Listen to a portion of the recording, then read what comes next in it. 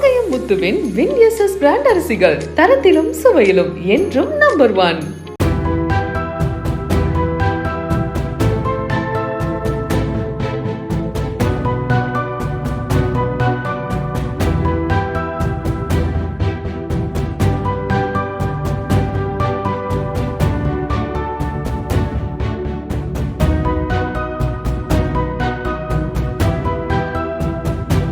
Chennai doctor MGR மருத்துவ பல்கலைக்கழக நிகழ்ச்சியில் பங்கேற்றுவிட்டு வெளியே வந்த அமைச்சர் மா சுப்பிரமணியனின் கால்களில் செவிலியர் ஒருவர் திடீரென விழுந்து கதறி அழுதார்.